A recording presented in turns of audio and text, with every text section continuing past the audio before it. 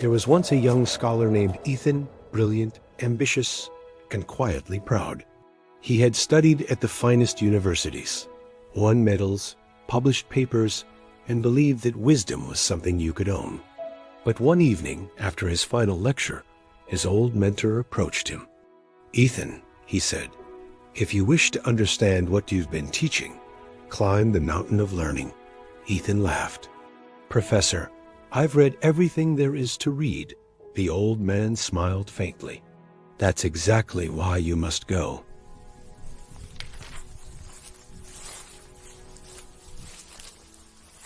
So Ethan packed his journals, pens and books, and set out toward the mountains. He expected temples and sages, ancient knowledge waiting to be revealed. But what he found instead was fog, silence, and a narrow path that disappeared into the clouds. The first miles were easy. He stopped to catalog plants, to draw the patterns of stones, to record the curve of each stream. He felt clever, certain. But as the days passed, the climb grew harder.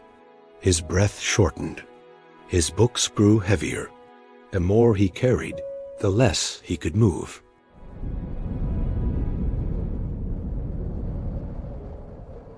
On the third day, tired and soaked from rain, he found a small hut near the ridge. An old hermit sat outside, mending a fishing net. "Are you the teacher of this mountain?" Ethan asked. The old man looked up, amused. "Teacher? No, just a fisherman who forgot the sea. But people say this mountain holds the wisdom of life." "Then perhaps," said the old man, "the mountain itself is the teacher." He poured Ethan a cup of steaming tea. "Drink, listen." They sat together for a long time without speaking. The only sounds were the fire and the wind. Days turned into weeks.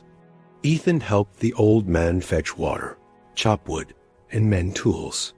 He asked questions, endless questions, about meaning, purpose, enlightenment. But every time, the old man would simply point to something ordinary. A leaf trembling in the wind, a bird bathing in a puddle, the mist rolling down the slopes. "You're not teaching me anything," Ethan said in frustration. The hermit smiled. "And yet, the mountain keeps teaching you. Have you noticed you've stopped writing?" Ethan looked down. His journal lay unopened beside him, its pages blank for the first time in years.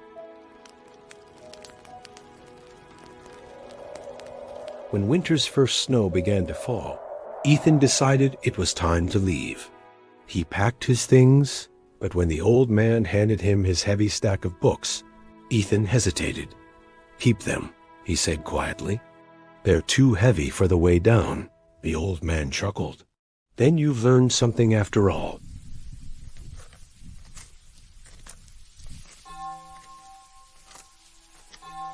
As Ethan descended, the valley unfolded before him. Rivers like silver veins, villages breathing smoke into the sky. He felt lighter, not because he knew more, but because he carried less. He whispered to himself, "I didn't come here to find wisdom.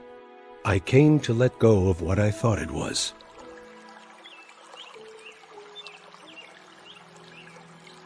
Hours later, as the path leveled near the base, Ethan saw someone climbing toward him, a young man, perhaps 20, carrying a backpack stuffed with books.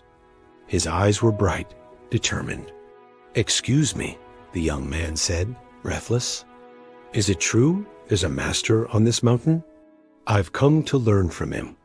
Ethan smiled gently. There was a quiet knowing in his voice now. "Yes," he said, "but you'll only meet him when you stop looking." The young man frowned, confused, just as Ethan once had. But before he could ask more, a gust of wind swept between them, carrying the scent of pine and snow.